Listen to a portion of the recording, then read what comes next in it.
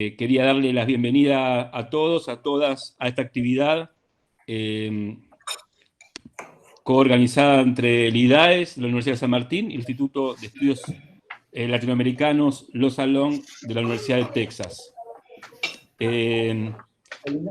Hace unas semanas, cuando ya estaba bien instalada la pandemia en cada uno de nuestros países, en cada una de nuestras sociedades, empezamos a pensar de IDAES poder recomponer nuestras conversaciones que estaban un poco truncadas y que al mismo tiempo empezaban a tener todas su misma agenda, prácticamente con todos los colegas de diferentes partes del mundo, con todos los amigos de diferentes partes del mundo, estábamos hablando de lo mismo y de alguna manera empezamos a pensar de cómo relanzar nuestras conversaciones que teníamos y hemos tenido durante mucho tiempo en diferentes lugares de encuentro, ya sea acá en Argentina, en Brasil, en Estados Unidos, en Europa, y que estaban cortadas porque están suspendidas las interacciones cara a cara, para decirlo fenomenológicamente, pero que al mismo tiempo se están dando las condiciones tecnológicas óptimas para poder entablar conversaciones, intercambios y reflexiones con una agenda que claramente tomaba una naturaleza global, ¿no? Y eso es algo como bastante característico de la época. Y cuando empezamos a pensar, se desató la dinámica de movilización colectiva, fruto de la reacción frente a las acciones racistas y que se desplegaron en Estados Unidos hace 10 días. Entonces, inmediatamente con los colegas, con los amigos de la Universidad de Texas, organizamos de manera inmediata este encuentro. Así que la idea es poder conversar con ellos, manteniendo como un doble registro, ¿no? Teniendo en cuenta que hay un proceso de naturaleza global y al mismo tiempo dinámicas singulares a lo que está pasando en este caso en Estados Unidos. Y entonces poder movernos en ese doble registro para poder establecer la conversación entre todos y todas. Agradecerles enormemente a Prisca Gaitz, a Daniel Friedman y a Javier Aullero, que son nuestros 3 expositores y expositora. El orden primero va a ser Prisca, quien se graduó tiene un doctorado en estudios latinoamericanos de la Universidad de Texas y actualmente es profesora de Sociología y Estudios de Género, Raza e Identidad en la Universidad de Nevada, Reno. Luego va a hablar Daniel Friedman, nuestro querido Dani, que tiene una licenciatura en Sociología en la UBA, que tiene un doctorado de Sociología en la Universidad de Columbia y actualmente es profesor en el Departamento de Sociología y en el Instituto de Estudios Latinoamericanos Los Salón de la Universidad de Texas. Y va a cerrar Javier Aullero, que también es licenciado en Sociología por la UBA, tiene un doctorado de Sociología en la New School of Social Research y también es profesor en el Departamento de Sociología en el Instituto de Estudios Latinoamericanos Los Salón de la Universidad de Texas. La idea es que cada uno exponga entre 15 y 20 minutos y luego hacemos una ronda de preguntas que creo que generalmente es vía chat. Luego lo vamos viendo, pero bueno, si están todos de acuerdo, empezamos con Prisca. ¿Te parece, Prisca? Y enorme gracias a los 3 y también enorme gracias a todos los que están a través de sus pantallas conectándose a esta actividad, gente de IDAES, muchos amigos y gente que le damos la bienvenida por primera vez a nuestro instituto, que se mantiene vivo, dinámico y activo en este contexto. Así que damos la palabra a Prisca. Bueno, gracias primeramente a Ariel por la invitación y por organizar la charla. Hoy voy a hablar un poco sobre el racismo estructural y la convergencia de múltiples crisis actuales en Estados Unidos. Porque yo realmente creo que lo que estamos viendo con las revueltas antirracistas tiene que ver con esa convergencia y no solo de la violencia policial y el asesinato de George Floyd. Bueno, sin duda, el asesinato de George Floyd fue el catalizador, pero si pensamos en, por ejemplo, Ahmaud Arbery, un hombre negro que salió a correr en marzo de este año y fue asesinado por 2 hombres blancos, uno de los cuales era un ex policía, y que pasaron 75 días antes de que arrestaron a los asesinos, y solo después de una campaña en los medios sociales y internacional. Si pensamos también en Breonna Taylor, una mujer negra que fue asesinada también en marzo de este año mientras dormía en su departamento por la policía cuando entraron a su departamento sin tocar la puerta. Y el hecho de que todavía no han sido ningún acuso formal por el asesinato de Breonna Taylor. Y si pensamos en el hecho de que esta lista de personas sigue y sigue, como les muestra con esta foto, que es una lista no exhaustiva de muertes a manos de la policía desde 2014. Lo que pasa con esta lista es que es muchísima más grande, porque hay muchas casos que no sabemos, que no han sido filmados o que no salen en las noticias. Lo que vemos con esta es que la violencia policial es un problema sistémico basado en el racismo estructural. Este tiene que ver con un proceso de larga historia de criminalizar a las personas negras en donde fueron arrestados para evitar que ejerzan sus derechos. Estamos hablando del siglo XIX, después de la abolición de la esclavitud. Y luego, después de esto, se los consideró peligrosos a las personas negras debido a sus altas tasas de arresto, lo que los quitó aún más de sus derechos. Esta es una historia muy larga y compleja que podríamos hablar durante horas y horas, pero pasar el tiempo hablando hoy en lo que está pasando actualmente. Les comparto esta foto que es de un documental que se llama 13ª, que es sobre la 13ª enmienda de la Constitución estadounidense, y la cual fue la abolición de la esclavitud. Y está disponible en Netflix también con subtítulos por los que quieran saber más de ese tema. Entonces, la criminalización de las personas negras se entrelaza con la militarización de las fuerzas locales de policía en una combinación que tiene implicaciones graves para los afroamericanos. Yo creo que debido a esta compleja historia, vemos muchos casos cada año en los Estados Unidos. Pero este no solo es un problema en los Estados Unidos, sino también que ocurre en todo el mundo. Esta es una de las razones por las que se ven tantas manifestaciones antirracistas alrededor de todo el mundo, en Londres, como vemos en esta imagen, en Berlín, en Brisbane, en Copenhague y muchos lugares más donde la gente lleva carteles diciendo que el racismo también ocurre acá. Otro ejemplo es el artículo que recién salió en la revista Marie Claire con el título "Acá también existe la brutalidad policial". En ello, varias referentes afro-argentinas hablan de los casos de brutalidad policial contra personas de descendencia africana en la Argentina, por ejemplo, los casos de Seriri Dhamekama y Luis Espinosa. El punto que quiero hacer en cuanto a las revueltas antirracistas en Estados Unidos es que no solo tienen que ver con el asesinato de George Floyd, sino también la brutalidad policial como una crisis de salud para hombres, mujeres y niños blancos, niños negros. Y también tiene que ver con la ira y el dolor que causa el racismo estructural en las comunidades negras, en tantas fases de la sociedad, y el negar a guardar silencio en este momento. Y con eso voy al segundo punto, o la segunda crisis, la pandemia, y cómo ha revelado la desigualdad racial sistémica. Las personas negras mueren del COVID-19 de una manera desproporcionada en relación a sus porcentajes en la población, tomando en cuenta que representan el 13% de la población estadounidense, pero casi el 25% de las muertes del COVID-19. Les muestro este gráfico tomando en cuenta algunas cosas antes de hablar sobre ello.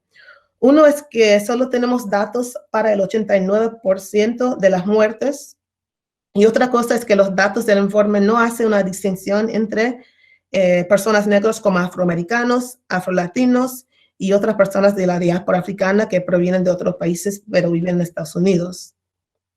Finalmente quiero destacar que este gráfico no quiere decir que no hay muertes, aunque parece no quiere decir que no hay muertes de personas indígenas, sino que los datos eran demasiado limitados para contarles con la metodología que usó el Laboratorio de Investigaciones APM que hizo el estudio. Por ejemplo, en Nuevo México y Arizona, donde sí hay números, vemos que la tasa es demasiado alta, casi 8 veces alta que las muertes de personas no indígenas. Pero lo que sí vemos con este gráfico es que las personas negras están muriendo a una tasa de mortalidad que es más del doble de la tasa de otros grupos. Hay muchísimas razones por eso, pero uno es que las disparidades de salud siempre han existido para los afroamericanos debido a la falta del acceso y las disparidades económicas. Y ese también tiene una historia muy larga. Hay muchas personas negras que no tienen confianza en el sistema de salud. Entonces, está saliendo ahora una cita de un hombre que dijo que es más probable que yo muero de violencia policial del COVID-19. Y ese también responde a la pregunta, ¿por qué ahora en este momento, con tanto peligro, están la gente saliendo a la calle? También tiene que ver de la manera en que viven las personas negras en el país. Entonces, estamos viendo altos números de casos en lugares con mucha densidad de personas, ¿no? Por ejemplo, en Nueva York. Y en estos mismos lugares, como vimos en muchas ciudades urbanas, es que ahí viven más gente o de negro o de color. Y ahí también en esos lugares donde pueden salir más. Eso es otra razón también. Y último es que el racismo estructural existe de una forma en que en varios barrios negros, eso pasa mucho en el sur, en que no hay una manera de acceder a hospitales o están muy lejos, las vías públicas no están funcionando de forma normal ahora y las ambulancias no están llegando a esas partes. Entonces, por muchas razones, estamos en un momento que yo digo que es una convergencia de cómo se manifiesta el racismo estructural en muchas facetas de la sociedad. Entonces, el asesinato de George Floyd fue como ese catalizador de un dolor, de enfermedades que ya estaban siendo las comunidades negras. Con ese cierro y dejo tiempo para preguntas, pero el punto clave que quiero hacer es que este momento no es solo un caso y no es solo por la brutalidad o violencia policial, sino el entrelazamiento de varias formas de racismo estructural en nuestra sociedad. Muchas gracias y con eso de la palabra a Dani. Gracias, Prisca. Siempre es un placer escucharte. Bueno, el punto central de lo que yo quería compartir, digamos, como persona que vive en Estados Unidos, que trabaja en Estados Unidos, que soy sociólogo, en realidad el punto central se asemeja mucho a lo que decía Prisca recién, que es un momento de convergencia realmente única, en donde se juntan cuestiones constantes o digamos de larga data, como el racismo, la violencia policial y algunas otras cosas más, con cosas que están ocurriendo en este momento y que realmente no tienen precedentes. Entonces, siempre es difícil cuando se combinan tantos factores saber exactamente cómo opera y cuánto contribuye cada uno de ellos, ¿no? Entonces, con respecto a... Después voy a ir uno por uno en estos factores, pero el primero es la convergencia en sí, ¿no? Con respecto a la pandemia y el aislamiento, estas protestas efectivamente rompieron en buena medida el aislamiento, pese a que Estados Unidos estaba en un proceso de reapertura claramente prematuro. Pero bueno, una semana antes de esto había imágenes de gente, no sé, en una pileta tomando y, digamos, participando de actividad social, y a la otra semana tenemos imágenes de protestas gigantes que obviamente los efectos de la transmisión y la salud también pueden llegar a afectar, ¿no? Ahora, el punto es que en general, yo vi los números hace algunas semanas, pero en general en el mundo la cantidad de protestas se había reducido muchísimo, lógicamente, porque la gente no salía de la casa en todo el mundo, y la ruptura, al menos la más visible, la más importante, se produjo aquí ahora en Estados Unidos en estas protestas en respuesta inmediata al asesinato de George Floyd. Había habido algunas protestas antes, protestas relativamente menores, fundamentalmente contra la cuarentena, contra la idea de que había que quedarse en casa, ¿no? Entonces, hay muchas cosas que en realidad es difícil de saber con exactitud, cómo afecta la pandemia, si es, por ejemplo, que hay mayor participación en protestas por la pandemia y los efectos en el trabajo y el estado en general en el que se encuentra la gente, si hay menor participación, porque hay mucha gente que podría salir y no sale, y no se suma, aunque en condiciones normales se suma. Cualitativamente, ¿qué es lo que afecta a la pandemia en esto?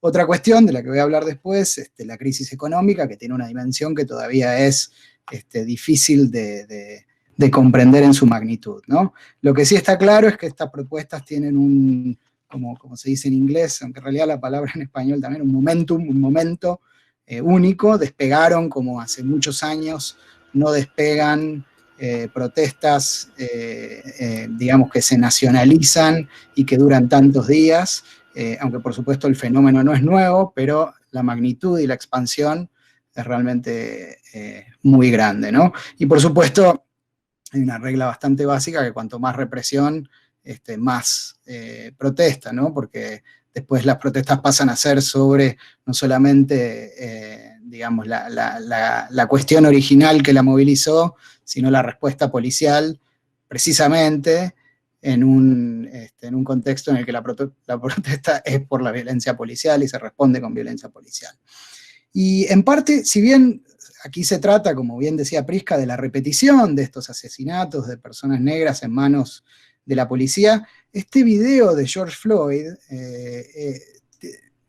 quizás tiene alguna diferencia, posiblemente, y conozco mucha gente que ni siquiera lo quiso ver, ¿no? Porque realmente muy, muy terrible. La clara visibilidad, la presencia de este policía que está mirando la cámara con la mano en el bolsillo, ni siquiera la prensa conservadora, que habitualmente en todos los casos anteriores defiende a la policía, elabora excusas de por qué la policía tenía que actuar de esa manera, porque tenía miedo, porque etcétera. Ni siquiera la prensa conservadora, digamos, fue tan agresiva en la defensa del policía. Ni siquiera fue capaz de defenderlo, ¿no? Entonces, también quizás algo de esto contribuye. Y el que no vio el video es realmente, digamos, de una brutalidad, de un desdén por la vida. Creo que en ningún país del mundo no hay, desde luego, ninguna justificación bajo ningún concepto del nivel de violencia que se aplica, en donde se mata una persona que ni siquiera se está resistiendo. Y los otros temas de los que voy a hablar rápidamente, la presidencia de Trump en sí y el contexto electoral, ¿no? Entonces, bueno, voy al segundo punto. El primero era la convergencia. El segundo punto, el racismo que impera en la sociedad estadounidense. Prisca habló sobre esto, racismo que está en las estructuras, en las instituciones, racismo que es explícito en muchos casos, pero que también permanece implícito en situaciones y agresiones que tienen que vivir las personas negras constantemente, en donde se duda de sus aptitudes, que se las ve como peligrosas y demás, en falta de oportunidades, en discriminación, que ocurre también de manera muy sofisticada, como ocurre, por ejemplo, en los mercados inmobiliarios, como ocurre con los credit scores, los puntajes de crédito, y fundamentalmente en la negación de que ese racismo existe, digamos. O sea, con la eliminación de ciertas provisiones formales que prevenían el acceso de personas por raza a lo que sea, digamos, se cree el argumento de que el racismo ya no existe. Y por supuesto hay esfuerzos por combatir el racismo y por mejorar todas estas cosas, pero desde luego no han sido suficientes. Pero para darles el ejemplo, en el caso de los puntajes de crédito que determinan acceso de personas, no solamente a crédito, sino muchas veces a empleo, la raza se evita como variable explícita, pero luego se usan otras variables que están correlacionadas con raza, que sí son legales de utilizar, ¿no? Entonces este es uno de los mecanismos estructurales que aparecen.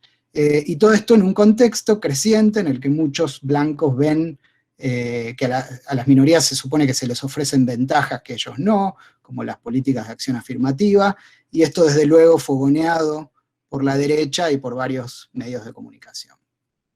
El tercer punto que quería tocar es la violencia policial, como tema general, el creciente nivel de militarización de la policía, de uso de armamento directamente militar, de uso y de, antes del uso de acquisition, iba a decir en inglés, de obtener armamento realmente para la guerra, y la construcción de la cultura del imperativo del peligro en el trabajo policial, como dice el sociólogo Michael Sierra Arévalo. Hay más policías en las últimas décadas en Estados Unidos y hay muchas menos bajas entre la policía en las últimas décadas. Entonces, la violencia es claramente desproporcionada contra los negros, pero es además desproporcionada en general. El nivel de construcción de que el trabajo policial es crecientemente peligroso, el nivel de ritualización de la conmemoración del policía caído, por ejemplo, es uno de los mecanismos que identifica Michael Sierra Arévalo. Y como les decía, la militarización es un factor quizás un poco más reciente. Hace un tiempo fui a una de esas ferias de domingo en una ciudad chiquita, en el municipio de Georgetown, como a 1 hora o unos 40 minutos de acá de Austin, y aparecían las instituciones públicas, los bomberos. Había un camión realmente presentado, celebrado como parte de la institución policial, que realmente era algo preparado. No se entendía muy bien qué era lo que se celebraba de ese camión. Y para seguir con esto, absolutamente la falta de castigo contra los policías que matan ciudadanos, en especial personas negras. Este mismo movimiento, en respuesta a situaciones, asesinatos anteriores, dio lugar a una política de uso de cámaras, a capacitaciones sobre sesgos raciales, etcétera, en los departamentos de policía, pero eso no parece haber reducido esto, ¿no? Entonces, ahora hay un movimiento mucho más amplio para desfinanciar, para reducir presupuestos dentro de los departamentos de policía de las distintas ciudades, y en algunos casos directamente desmantelar departamentos, y veremos un poco también cómo juega esto en el contexto electoral, ¿no? El cuarto punto que quería tocar es la pandemia y la respuesta a la pandemia. En este país, la respuesta federal a la pandemia fue absolutamente desastrosa, inepta directamente, con semanas y semanas de negación de que se trataba de un problema, en donde no se ganó el tiempo para planificar políticas de salud efectivas, una falta de guía y de planificación total de arriba hacia abajo, ¿no?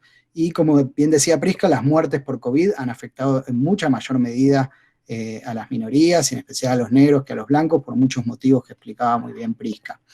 Hay muchos factores en juego para esta respuesta tan desastrosa, empezando con un presidente de una administración que tiene muchas dificultades para entender la tarea misma de gobernar, por no decir con algunos instintos realmente malignos, ¿no?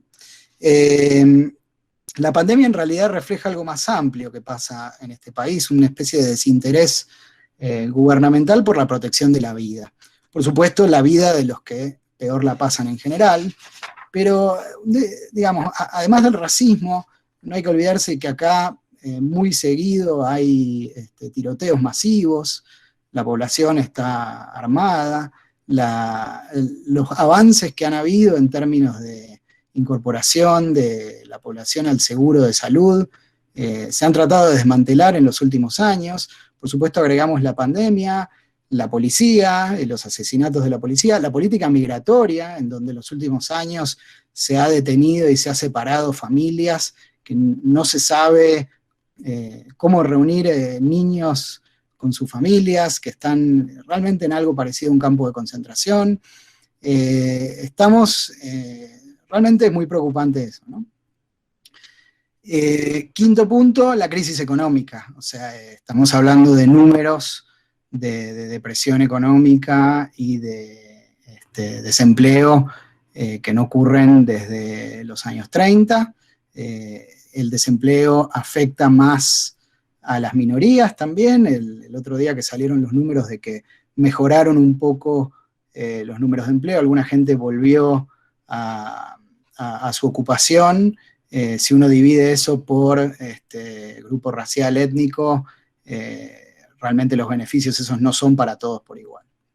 Hay una reacción fragmentada. Inicialmente hubo una reacción agresiva para digamos, mitigar la crisis por parte de la Reserva Federal. Hubo algún acuerdo entre partidos, pero muchas de estas políticas, efectivamente, ha llegado dinero a las familias y el seguro de desempleo se ha mejorado, pero en muchos casos los fondos para negocios, para las empresas y los pequeños comerciantes y esas cosas, han sido complicados por burocracias complicadas para recibir esos fondos y tramiterío, y mucho de esta ayuda gubernamental llegó directamente a grandes corporaciones, con relativamente pocas condiciones. Hay un lobby muy fuerte para que esa ayuda se dirija mucho más a las grandes fortunas. Y muchos de estos financiamientos que todavía existen van a expirar en el próximo mes o 2 o 3, y veremos qué pasa después. Con lo cual hay una gran incerteza, una situación de gran... que esto por supuesto no ocurre solamente en Estados Unidos, pero ¿qué va a pasar, ¿no? Bueno, la presidencia de Trump, no sé cuánto es necesario hablar de esto. Desde el primer día, no solo de su campaña, sino de la presidencia, fue una presidencia divisiva, una presidencia que habla solamente a un grupo de fanáticos, digamos, una presidencia que alimenta desde arriba a lo más extremo de la sociedad de Estados Unidos, ni hablar de la manifestación en Charlottesville hace un par de años, en donde directamente la supremacía blanca tuvo una plataforma que no había tenido, ni hablar del fomento de la idea de conspiración, de noticias que son mentiras, de racismo, de xenofobia. O sea, una administración que tiene bastante pocos escrúpulos para fogonear más o menos lo peor de la sociedad de Estados Unidos, ¿no? Entonces, opiniones que antes eran extremas y ahora pasaron a circular mucho más ampliamente y a ser tomadas mucho más en serio, ¿no? Entonces, hay un debate de cuánto el lenguaje desde arriba importa o responde, pero yo creo que sí importa y que, digamos, ha generado una situación muy complicada. El séptimo punto que quería tocar, bueno, en este contexto las elecciones, ¿no? Es año electoral. Entonces, por supuesto, esto hace que todos los actores políticos estén orientados a qué es lo que va a pasar en noviembre, ¿no? Y es difícil saber exactamente cuál va a ser el efecto de esto. Todo esto favorece a Trump. Bueno, depende de la dinámica que ocurra, depende qué pasa en distintos estados también, porque no hay que olvidarse que las elecciones aquí se definen en buena medida en pocos estados, o en general no hay grandes cambios en la mayoría de los estados. Lo cierto es que una posible reelección de Trump hasta principios de marzo iba a estar basada en la economía. Entonces, esto cambió muy abruptamente, muy poco tiempo antes de las elecciones por la pandemia. Entonces, todos están tratando con reflejos de pivotear a distintos ejes para la campaña electoral. Además, una campaña electoral que no va a ser normal, porque no va a haber el tipo de actos que normalmente ocurren en una campaña electoral. Toda esta situación podría o bien alimentar una reacción de ciertos sectores hacia una idea de que el orden lo puede mantener Trump, cosa que es evidente que sería bastante falaz. Pero bueno, todos están, digamos, moviéndose a los efectos de cómo colocarse tanto a nivel local, estadual y gubernamental, tanto con respecto a la economía, la pandemia, la presidencia de Trump y las protestas y el racismo en este momento, ¿no? Y el contexto más largo de todo esto, además de que es un año electoral, es que ha habido esfuerzos muy grandes por suprimir el voto, por cambiar reglas de juego. Tiene serios problemas la democracia de Estados Unidos en cuanto a digamos, en cuanto a esfuerzos muy deliberados del Partido Republicano por dificultar la votación de los sectores que no les son favorables. En este contexto, hay un cuestionamiento en general de las elecciones por parte de Trump. Trump se la pasó antes del 2016 hablando de las dificultades, digamos, de que podría haber un fraude, o sea, por ciberataques. También del otro lado hay una preocupación con respecto a la influencia de Rusia y demás. Pero fundamentalmente lo más importante aquí es que las elecciones se definen por muy poco y hay mecanismos muy fuertes para impedir el voto. Y se agrega el virus, ¿no? Se agrega el virus, que no sabemos cuál va a ser la situación en noviembre, cuánta gente votaría pero tendrá miedo de votar. En Estados Unidos existe el voto por correo. Ya Trump hace varias semanas que está diciendo que el voto por correo es puro fraude, cosa que no es cierto. Entonces, hay muchas posibilidades que las elecciones, el conteo, lo que pase inmediatamente después de las elecciones, no transcurra con normalidad, digamos, ¿no? Ya pasó, por ejemplo, en el año 2000, cuando la elección se definió en Florida por muy poquitos votos y con la intervención de la Corte Suprema. Imagínense en esta situación. En estos días hubo pronunciamiento de las fuerzas de seguridad, de militares y de exmilitares, fundamentalmente exmilitares, pero también las Fuerzas Armadas se manifestaron en contra de participar en la represión de la protesta, algo que Trump había sugerido. Digamos que se están viendo algunas cosas que no son lo habitual, digamos, a cielo abierto, ¿no? Y para terminar rápidamente con una nota positiva, bueno, estamos en la orilla de ver posibles cambios verdaderos. Es cierto que muchas veces hay olas de protestas que no generan cambios.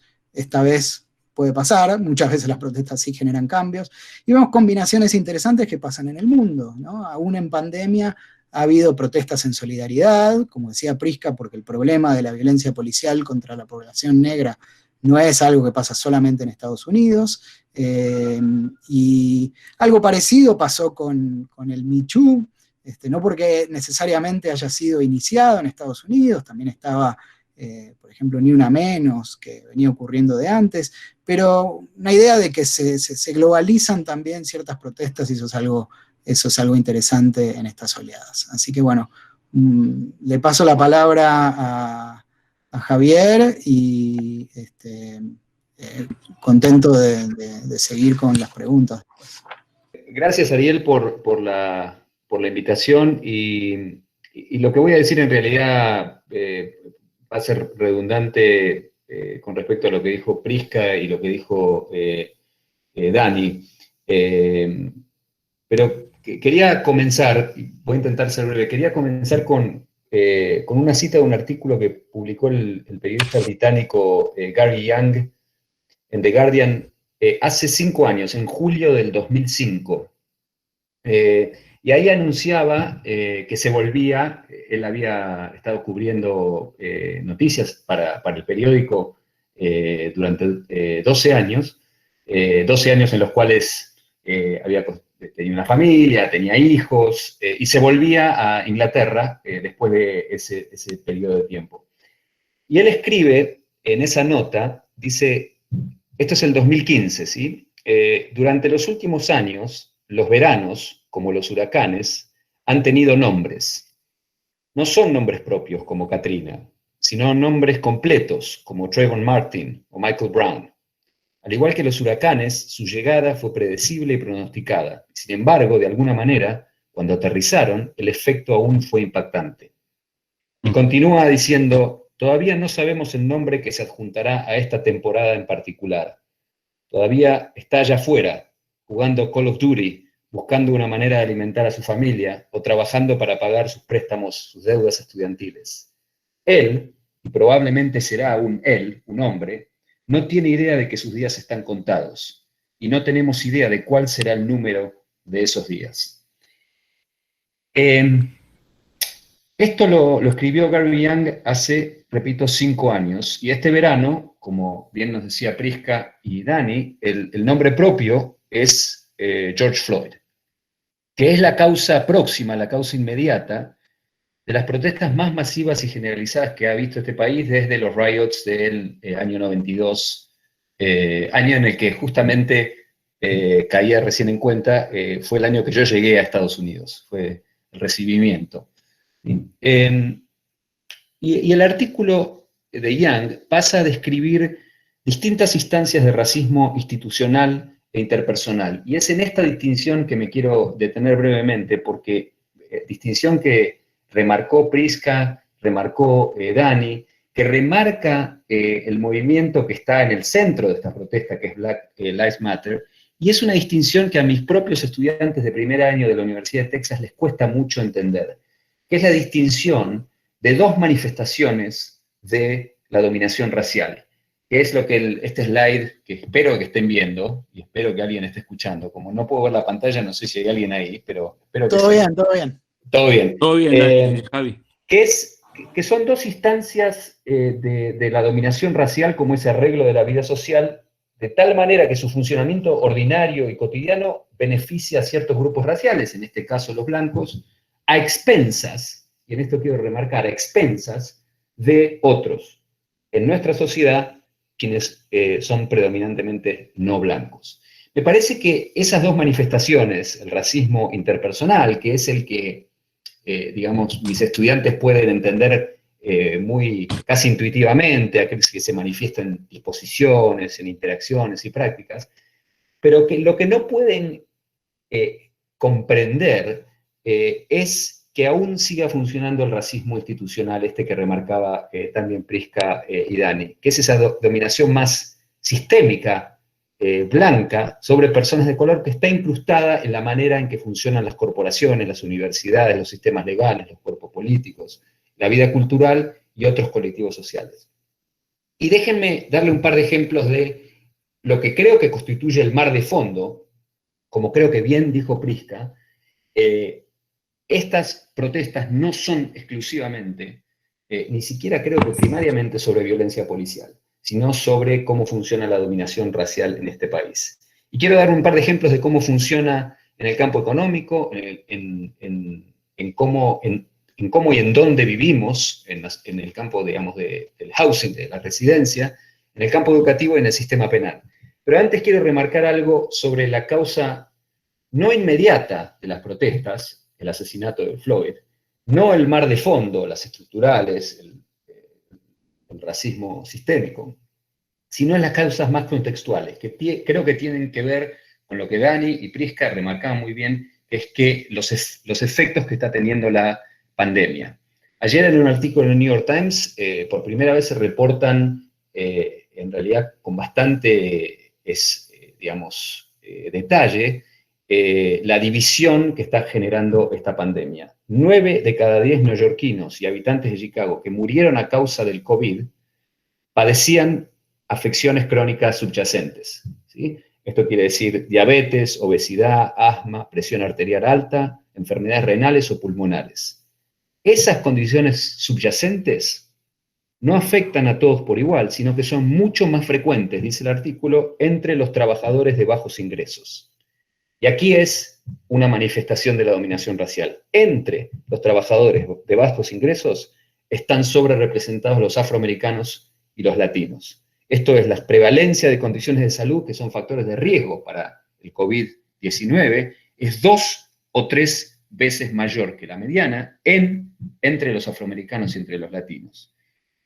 Cuando hablamos de que la pandemia afecta a los sectores más vulnerables, estamos diciendo eso, literalmente son más vulnerables, son más frágiles, pero son más frágiles por el funcionamiento de este racismo sistémico. Déjenme muy rápidamente, no quiero transformar esto en una de las clases que yo le doy a mis undergrads, pero miren, a ver si puedo pasar aquí, esto es la diferencia de ingresos por grupos raciales, de ingresos, ¿sí?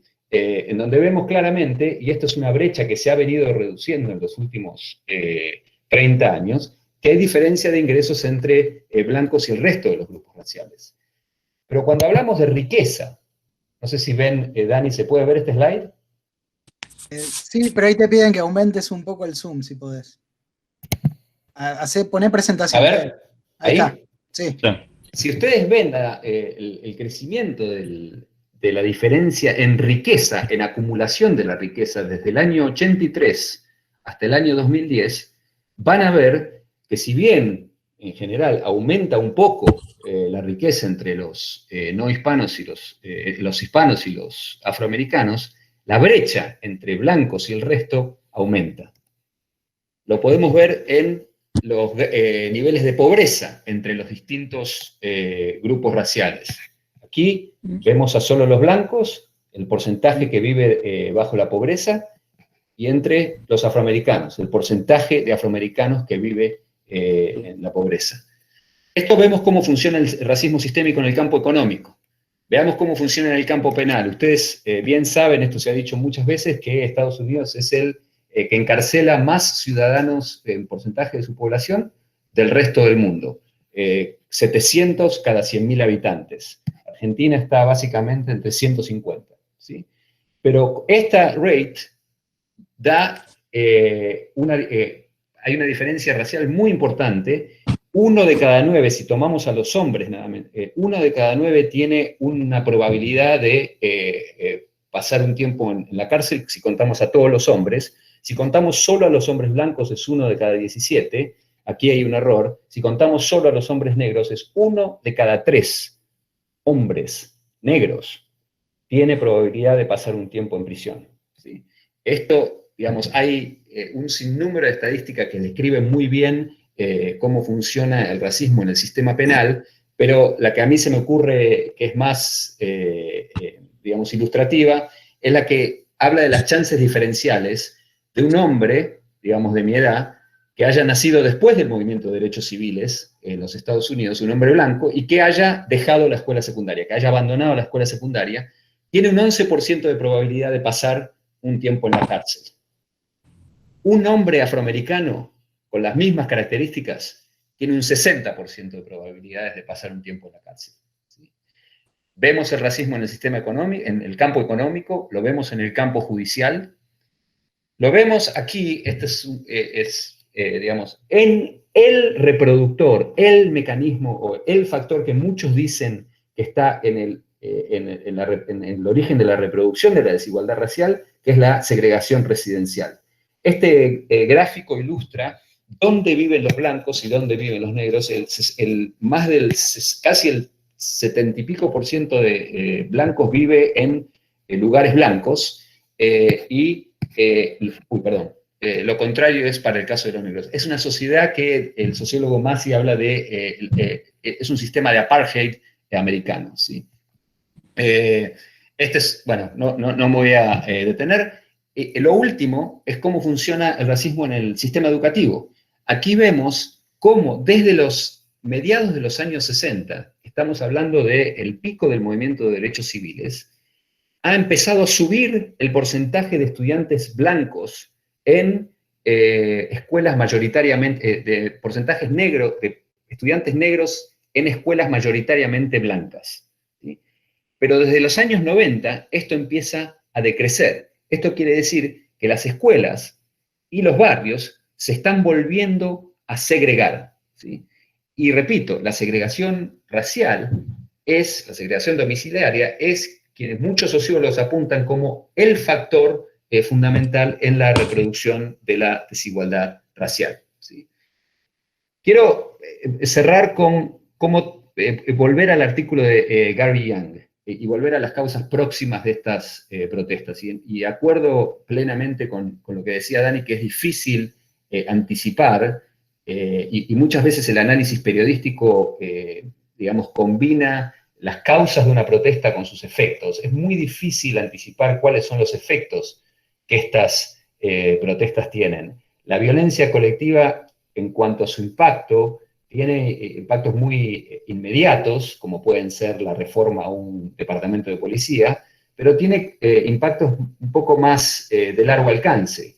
Digamos, no solo en Estados Unidos, después de los riots del 92, la ayuda federal se hizo presente en Los Ángeles, sino que es difícil imaginar, por ejemplo, para hablar del caso de Argentina, es difícil imaginar planes de ayuda económica a los sectores más marginados sin pensar que estos fueron una consecuencia más o menos mediada de los episodios del 2001, ¿sí? Pero quiero terminar volviendo a Gary Young. Al final, en su despedida de América, o de los Estados Unidos, en ese artículo termina citando al antropólogo Apadurai, y dice: el terror es ante todo el terror del próximo ataque.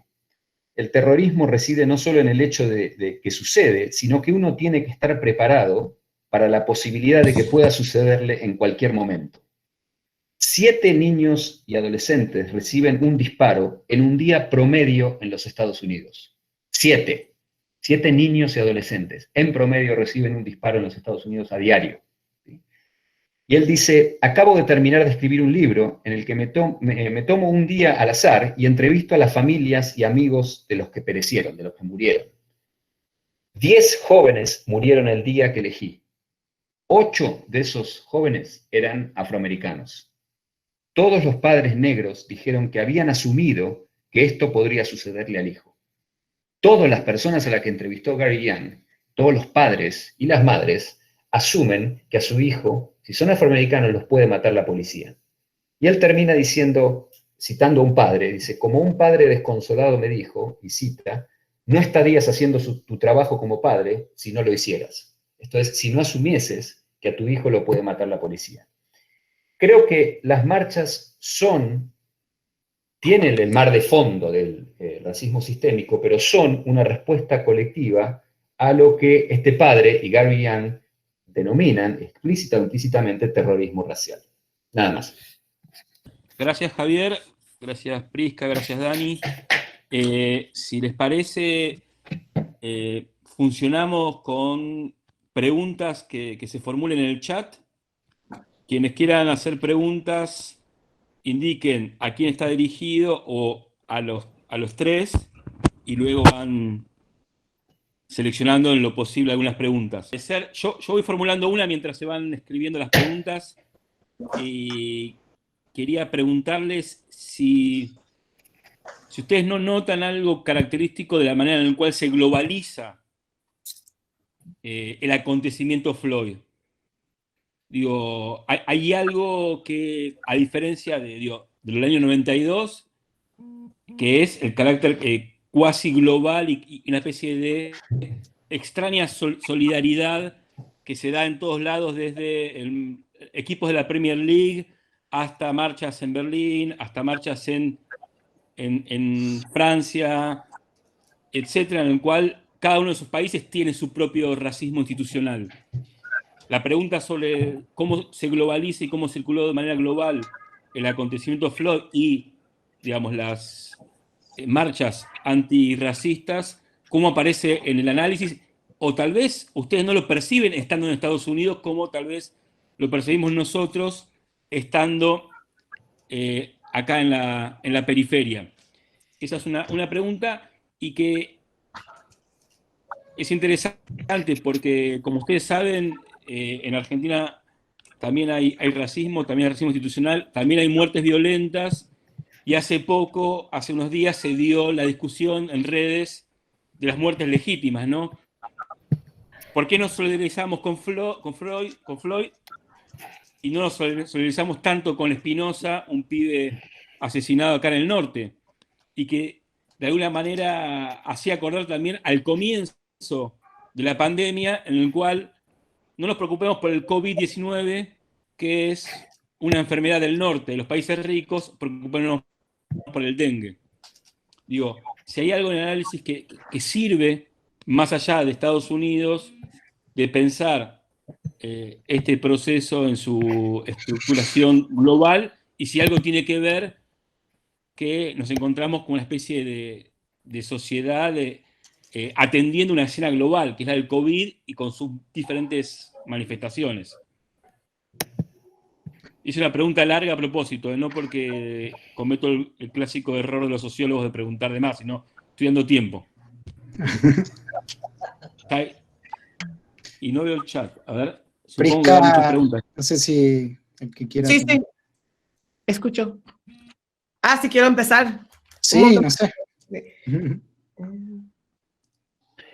Yo puedo contar brevemente una anécdota, que no sé si va directamente. ¿Me ven? Sí. Yo no me veo, pero... sí, te vemos. Sí, sí. Quizás una anécdota muy personal, pero quiero ver si puedo, entre antropólogos o entre etnógrafos, no nos vamos a pisar el poncho, como dicen, ¿no? Y quiero saltar de ese micro detalle a la pregunta de Ariel. Yo estaba hace un poco más de una semana a punto de irme a dormir y escucho desde la pieza de al lado, en donde duerme mi hijo de casi 17 años, I can't breathe, no puedo respirar. Y lo escucho alto, esto fue antes de que pasara la primera protesta. Lo escucho alto y me levanto pensando en el no puedo respirar de Eric Garner, que fue quien mataron en Staten Island, diciendo exactamente lo mismo. Y me acerco y mi hijo me dice, mirá, papá, y veo no más de 15 segundos de ese video, ¿sí? Que dura 8 minutos.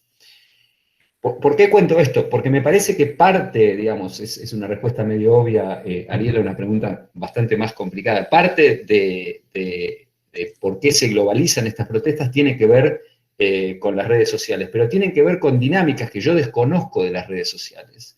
Porque, por ejemplo, una protesta que se globalizó mucho fue la de la muerte de Ayotzinapa, cuando en realidad episodios no tan brutales como esos, pero antes no movían el amperímetro de las redes sociales. ¿Sí?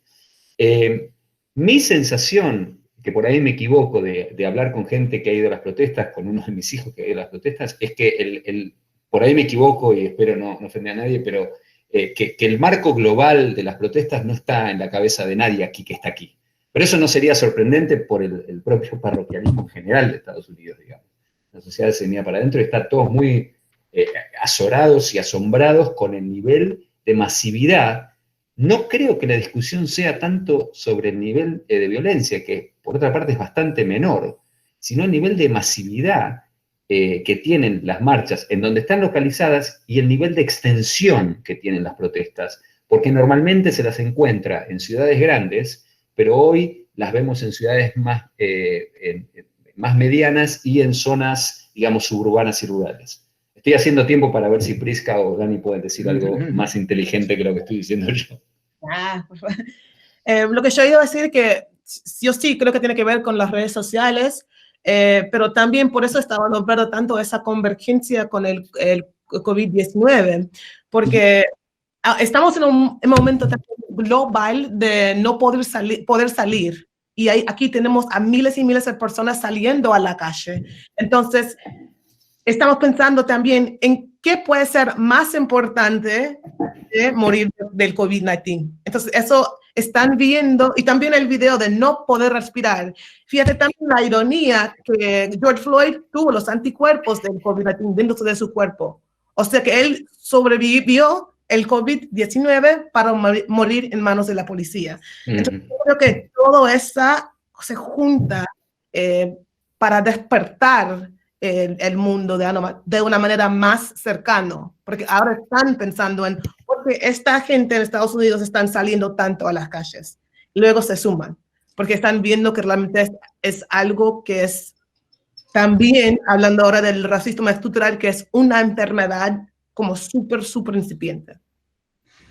Yo quería agregar nada más una nota más histórica.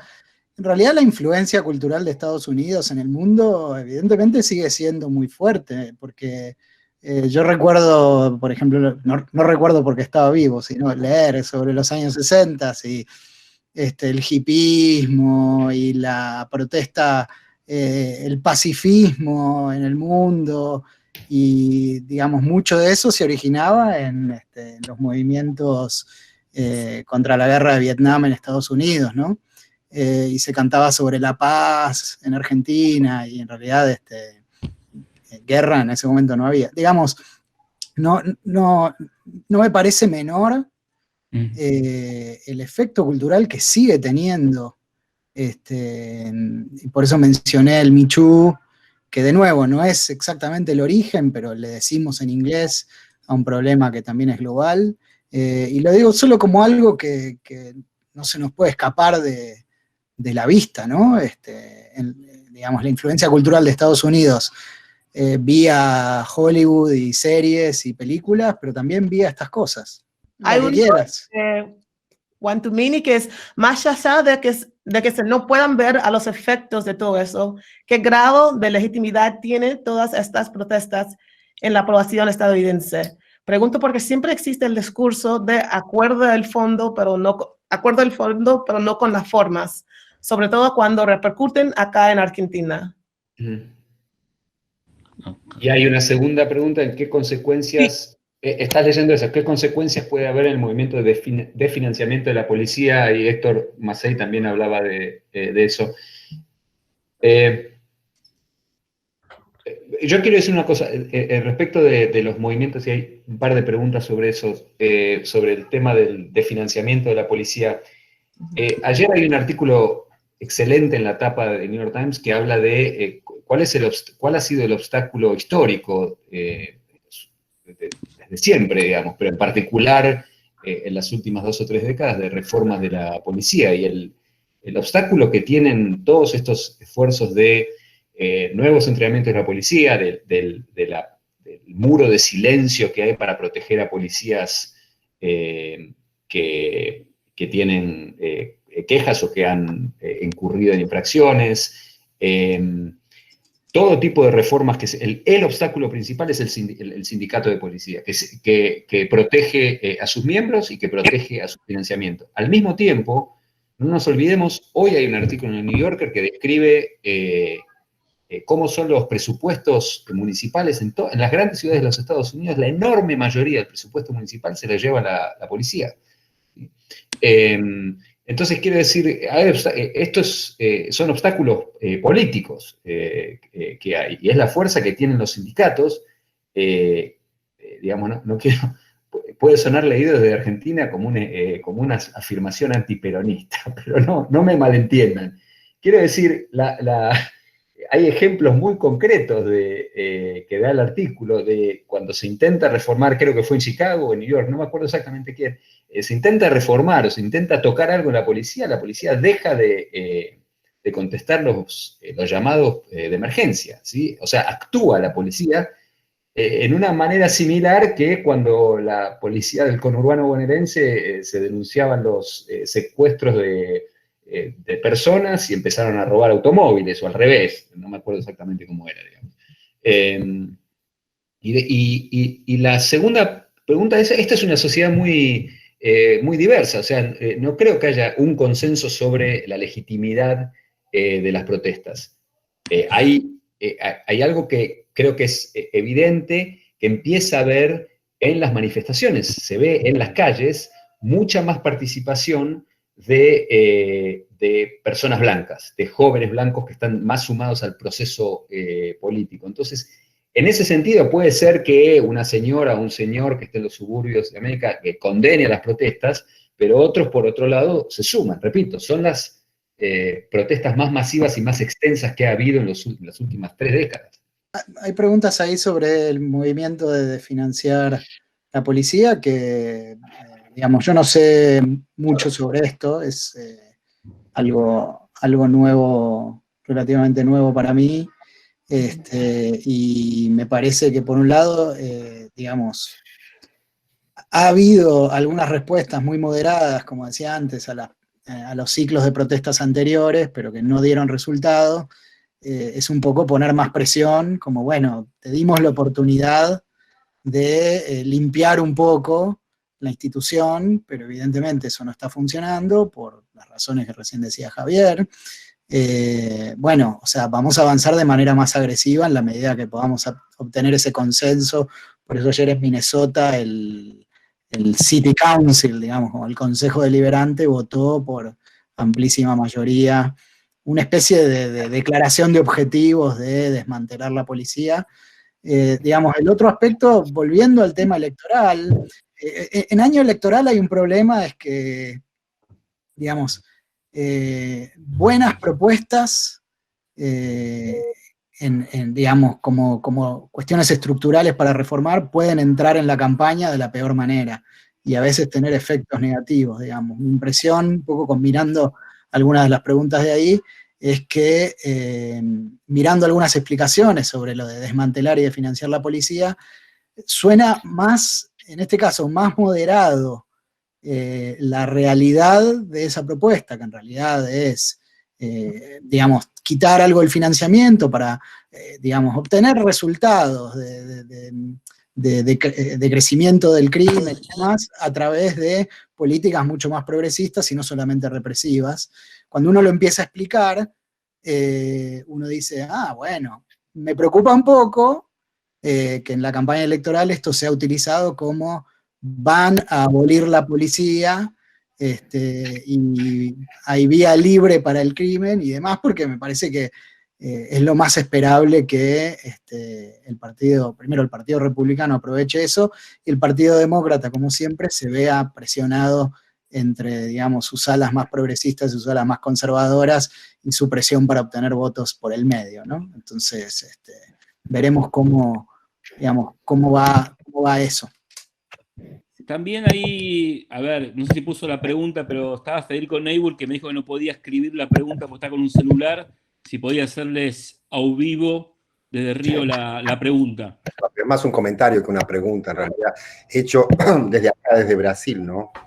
Que es también un momento medio especial y se ve de una determinada forma también lo que pasa en Estados Unidos, lo que es muy interesante ver desde aquí cómo se viven. Bueno, gracias aparte por las súper interesantes presentaciones. Visto desde aquí no sé si ustedes se enteraron, aquí en Brasil hubo protestas, por primera vez protestas contra Bolsonaro, ayer. Hasta ahora, en los últimos meses, todos los domingos había manifestaciones a favor de Bolsonaro, inclusive con la propia participación de él. Eso creó, digamos, y evidentemente el hecho de que se disputara la calle por primera vez ayer tiene que ver con lo que está pasando en Estados Unidos, solo refuerza lo que ustedes han estado diciendo al respecto de cómo se difunden globalmente los modelos de protestas y, bueno, son causas aparte compartidas, muy sensibles aquí. La violencia policial, que es creo que 10 veces mayor o 6 veces mayor que Estados Unidos, aquí en Brasil contra los negros y etcétera, etcétera. O sea, el racismo es un problema en Brasil, estructural también, ¿no? Entonces no es algo que cae del cielo, ¿no? Ha sido muy interesante, me parece también ver cómo se ha debatido el asunto de ir o no a la protesta, porque hasta ahora se lo criticaba a Bolsonaro y a sus partidarios porque se reunían en las calles violando las normas digamos, basados en su negacionismo. Entonces hay como una autocontradicción. Ir a la protesta en este momento, que aparte, al contrario de Estados Unidos, aquí los indicadores de la pandemia están están para arriba como en una recta. Entonces es como el peor momento. Entonces realmente esta cuestión que Prisca colocaba de evaluar, digamos, qué es más importante, morir de COVID-19 o salir a protestar por la vida de todos, se ha colocado aquí realmente en carne viva, ¿no? Otra cosa que me parece interesante para comentar, aparte de la cuestión de la globalización, que evidentemente no es la primera vez que se globalizan protestas, las primaveras árabes, Occupy, Me Too, ni una menos y todo eso, ¿no? El INAU, que después tuvieron efectos paradójicos y contrarios a los buscados, ¿no? Eso es otro gran problema, digamos, que coloca mucha incertidumbre sobre lo que está pasando. Una cosa que les quería preguntar aparte muy concretamente es sobre la organización de la protesta, que alguna cosa mencionó creo que Dani o alguien.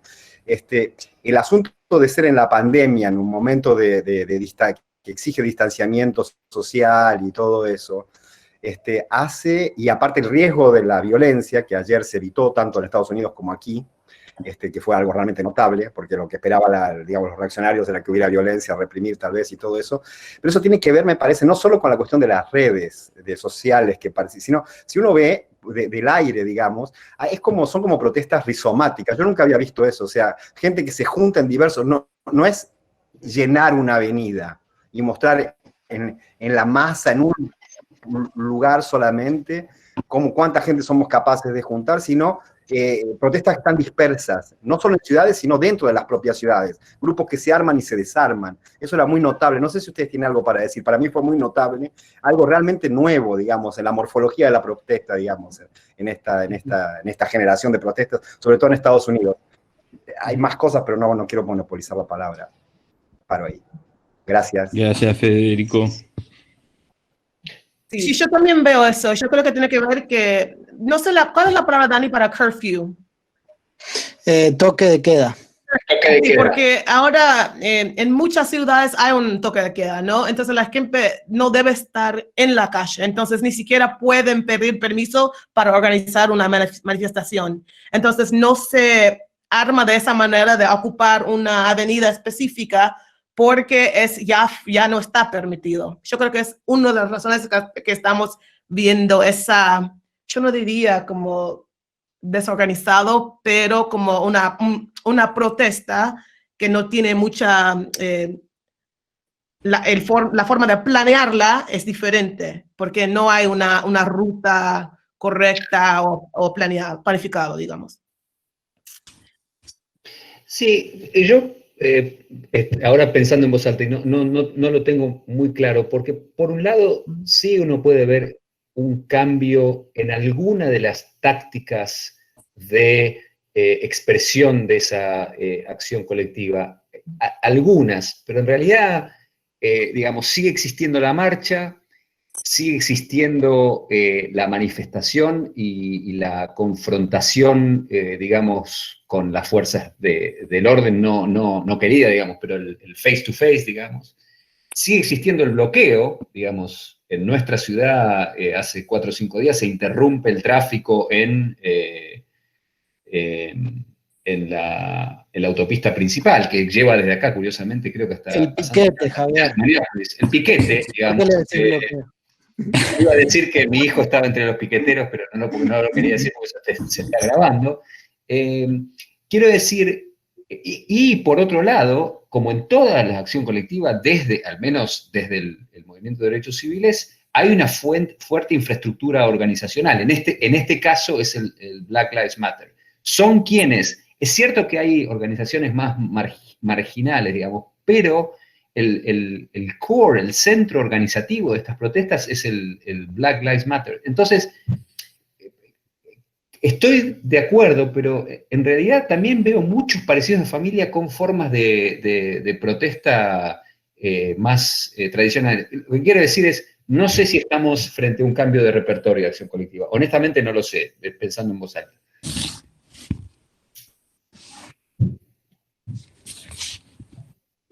Dani, Prisca, sobre esa pregunta, o... Yo no tengo tanto para decir porque no he salido a la calle, entonces me daría cosa, solo lo veo por la televisión, por la pandemia, ¿no? Sí, aquí, no sé si citarlo o no, me va a decir por WhatsApp si lo puedo citar o no, está en desacuerdo con alguien, está en desacuerdo, ahora me dirá si puedo decir quién es o no, está en desacuerdo con lo que dice porque dice, pero en Nueva York hay 19 marchas al mismo tiempo. Puede ser, entonces daría razón a lo que dijo Federico antes, la idea de más rizomático, más descentralizado. Pero al mismo tiempo, si uno es una cuestión de escala, si uno toma un estado, digamos, Mississippi en los años 60, en el mismo momento había muchas marchas. Me parece que hay cuestiones que tienen que ver específicamente con la pandemia, del estilo, la gente sacando cruzar los puentes, no se va a ir a concentrar a un lugar demasiado específico. Después tenés cuestiones legales, las marchas no están pedidas por la policía, no están negociadas, no se ocupa la calle, sino el sidewalk nada más de la vereda, y de hecho no tenés derecho a tener reproducción sonora más que de vez en cuando con un megáfono. Entonces, en realidad no son marchas en el sentido de lo que la ley en Estados Unidos supone que negociás. En ese sentido sí es raro. Y por lo menos en el caso de Nueva York hay una cuenta de Instagram que es la que todos seguimos para ver paso a paso dónde está cada una de las marchas y dónde te la podés encontrar. Digo, y eso es rarísimo. Porque sí, la noche anterior te aparece, bueno, va a estar en Brooklyn estas 3 marchas a tal hora, tal hora, tal hora. Pero solo está el punto de comienzo.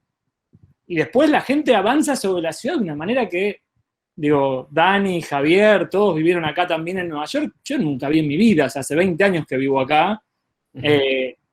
Digo, y es negociando un poco los bordes porosos, se ocupa una avenida, pero se ocupa la mitad para que los autos puedan seguir pasando y no estar en infracción. Pero es como fascinante eso. Y parte es la pandemia también. Digo, todos estamos con máscara y con distancia del resto de la gente. No querés, digo, contagiarte. Vas todos los días y decís, bueno, estoy jugando a la lotería. Digo, más, está lleno de gente de 25 años, no es mi caso. Y de la mano de eso, cuando vas lo pensás realmente. Bueno, si no estoy con la gente que yo conozco, ¿cuán cerca estoy del resto de la gente? Y creo que hay algo, digo, de la foto que decía Federico desde arriba, donde sí, digo, hay algo de no concentrarse en un punto, por lo menos acá en Nueva York, que es, digo, que tiene muchas cuestiones que son del momento, pero también que tienen que ver con la cuestión de la legalidad de la protesta en general en Estados Unidos y con cuestiones de, digo, si querés, infraestructurales y urbanas, ¿no? Ahí vi una pregunta que, porque todas las preguntas no dicen para quién, pero hay una que dice para Prisca y para Daniel, entonces es más fácil. ¿Te la leo, Prisca? Sí, de Rodrigo Palma, dice, los últimos días se ha planteado la posibilidad de una reaparición de los Black Panthers en algunas manifestaciones. ¿Qué impacto puede tener en el desarrollo de las protestas actuales? No sé qué tanto. Yo no he escuchado de esa reaparición de los Black Panthers. Pues, no sé de Sí. qué manera puedo contestar a eso, pero lo que sí puedo decir es que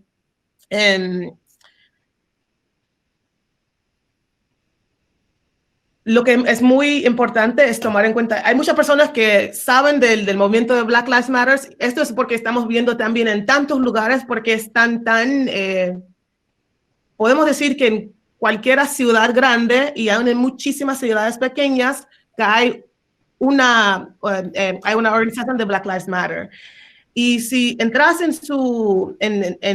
su sitio de web y leís el manifiesto de Black Lives Matter, vas a ver que ahí que tiene muchas cosas en común con la plataforma que tuvo los Black Panthers.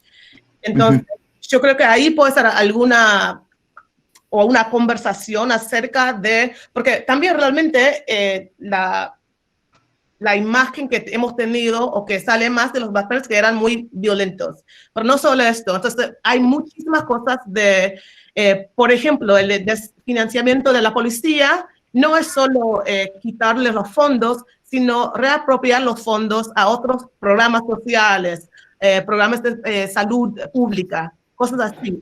Ahí sí vemos algo semejante, pero la verdad no he escuchado de esa parte de la reaparición, y no sé. Cosa que los Black Panthers también hacían, política de salud. Sí. Para mí, Black Lives Matter es el nuevo Black Panthers, pero sin tanta jerarquía, digamos, entre los líderes. Y la pregunta para mí era, ¿tenemos indicios de que la coyuntura actual no hará algún efecto catapulta en la popularidad de Trump entre sus seguidores más extremistas? Yo creo que entre sus seguidores más extremistas no importa nada. Digamos, la popularidad de Trump sube y baja, pero siempre bajo un rango en donde nada de lo que haga Trump, digamos, va a bajar a esa popularidad que a veces tienen los presidentes en momentos de crisis, que tienen un 5% de aprobación. La popularidad de Trump no baja del 40% consistentemente, digamos, en sus peores momentos. Entonces, creo que ese voto no está en juego.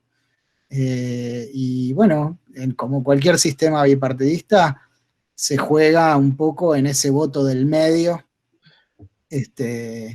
y agregando que en Estados Unidos hay que movilizar a la gente para votar, ¿no? Digamos, al no ser el voto obligatorio, si un partido se corre un poco al medio, puede perder votos por izquierda o por derecha. Pero creo que la estrategia que tuvo Trump para ganar las elecciones del 2016 parecía una estrategia perdedora por hablar demasiado a su base y demasiado poco al centro, pero le dio la victoria exactamente en los lugares que tenía que ganar para ganar. Ahora, ¿cómo se va a dar ese juego ahora? Es difícil de saber, digamos, pero no hay, digamos, no tenemos indicios de que no va a haber un efecto de más popularidad de Trump. Todavía no lo podemos saber. Ahí, Javier Franco Romero Ecker hizo una pregunta y yo no la estoy viendo y me pide que la puedas responder. Mientras vas viendo esa pregunta, Javier... Franco fue alumno mío en la Universidad de Lomas. Se la recomiendo a todos, una gran etnografía de un tren que conecta Temperley con la zona oeste del Gran Buenos Aires, que nadie sabe que existe ese tren y vale la pena leer esa etnografía. Ahora busco la pregunta. ¿Querés que te la lea? Dale. Hola, buenas tardes, saludos para Javier. Soy Franco, el alumno que hizo etnografía en el tren. Seguro va a acordarse. La pregunta va para él o para los tres también. La duda tiene que ver con el armado del sistema educativo y sus instituciones. Parte del enojo de la comunidad afroamericana tiene que ver con una desilusión de esa comunidad con su país. Es decir, a esas familias les fue prometido un futuro y un país que nunca fue, y por eso en parte el estallido, o por el contrario, siempre se supieron en desventaja, y estos hechos en definitiva son catalizadores del descontento social que se dan cada tanto.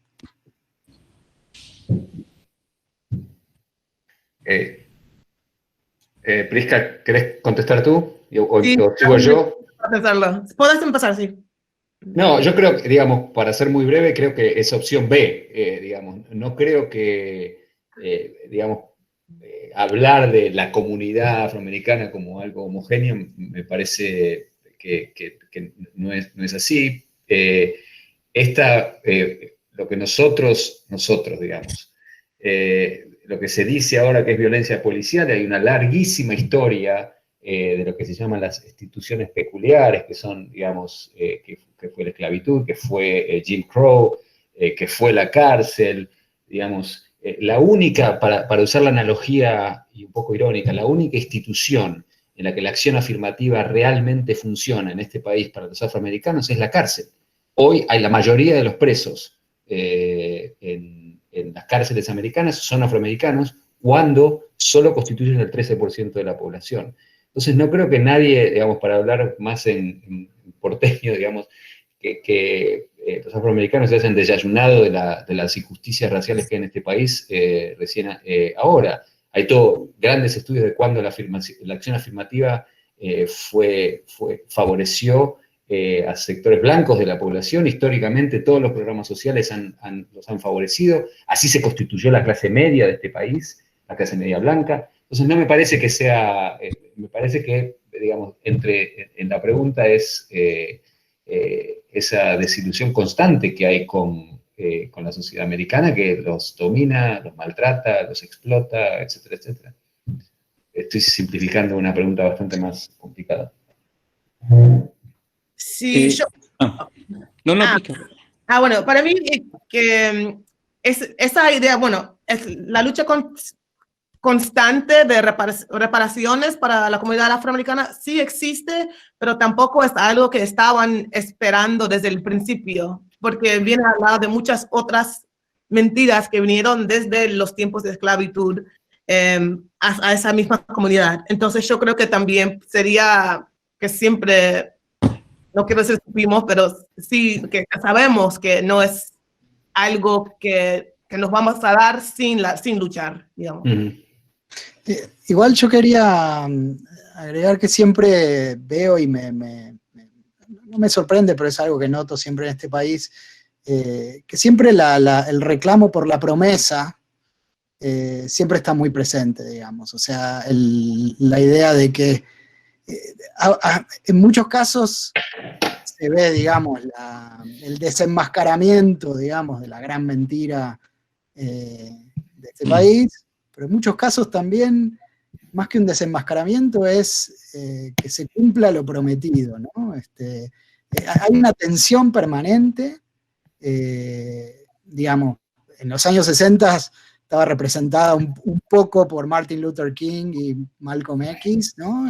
Como una cosa un poco más de integración en algo que eran principios que se defendían en la protesta y el cuestionamiento total de las instituciones de Estados Unidos, digamos. Mi respuesta no es tan empírica en términos de que yo no conozco los movimientos para decir exactamente qué prevalece, pero en las discusiones públicas, ayer estaba viendo una entrevista en 60 Minutes a la directora del Legal Fund, ya no me acuerdo el nombre de la organización, y bueno, una abogada, ¿no? Pero mucho del lenguaje era de el reclamo por la promesa constitucional, digamos, ¿no? de esas instituciones. Yo creo que hay de todo y un poco está en juego eso en un movimiento como este, ¿no? Yo no sé si digo bien, Prisca. Creo que sí. Sí. Mientras van viendo qué preguntas quedan ahí pendientes y si se suma alguna, yo quiero hacer una pregunta a Prisca. Le quiero preguntar, primero que nos cuente un poquito en qué consistió su tesis de doctorado y de qué manera... ¿Puedes repetir? ¿Hola? Sí. Sí. No, que nos cuentes brevemente cuál fue el tema de tu tesis de doctorado para preguntarte qué aprendiste del racismo en Estados Unidos estudiando comunidades afrodescendientes y el racismo en la Argentina, y que eso que aprendiste te permite de alguna manera tener alguna mirada, si te permite o no, diferente, extra, de cómo hoy estás viendo este proceso en torno a las movilizaciones antirracistas, porque, digo, das una vuelta al mundo para volver a los Estados Unidos, ¿no? Me parece que eso me gustaría entenderlo dentro de tu proceso de formación, de una reflexión sociológica sobre el racismo, donde una agenda sobre el racismo es crucial, pero vos vas a un país en el cual esa agenda es muy periférica. Wow, buena pregunta. Me obligó Bueno. Javier a hacerte la pregunta porque... Se la tenía guardada, Ariel, esa pregunta. Gracias. Entonces, primero voy a contar un poco sobre mi tesis doctoral para que los que no sepan. Yo hice un estudio del movimiento social afro en Argentina, trabajando mayormente con mujeres afro que forman parte de la Comisión 8 de Noviembre, que es el movimiento, 32 organizaciones que conforman el movimiento social afro en Argentina. Entonces, lo que aprendí del racismo, como viéndolo desde Argentina y luego desde acá, una cosa es que las prácticas racistas tienen una forma muy semejante en todos los lugares. Eso lo digo no solo de mi estudio en Argentina, sino viajando en Grecia, en España, en Colombia. Y eso es una cosa. Yo creo que eso tiene más que ver con formas de racismo interpersonal, que explicó Javier antes. Y eso tiene que ver con la exotificación de cuerpos negros, tocando el cabello, o la piel, cosas así. Incluso recién estuve hablando con unas mujeres con quien trabajo en Argentina sobre la criminalización de los cuerpos negros, ¿no? Y siempre me acuerdo de una de mis primeras entrevistas que hice, y uno de los pibes me dijo que acá hay un chiste: si hay dos hombres blancos corriendo, están entrenando, pero si hay dos hombres negros corriendo, acaban de robar alguna cosa, ¿no? Entonces, de esa forma hay muchas cosas semejantes. ¿Cuál es la diferencia? Yo siempre, para mí me parece muy interesante que Estados Unidos siempre lo tomamos como para explicar el racismo, cuando realmente aunque pueda ser más fuerte la violencia, y esa clase vimos muchísimo más en cuanto a las disparidades económicas y de salud, sí, eso vemos más. Pero realmente los Estados Unidos y Sudáfrica eran como los casos extraños de racismo en lugares donde hubo colonizadores, ¿no? Entonces, para mí es esa diferencia, que existen esos dos ejemplos tan fuertes que los usamos para negar que existe racismo en otros lugares, ¿no?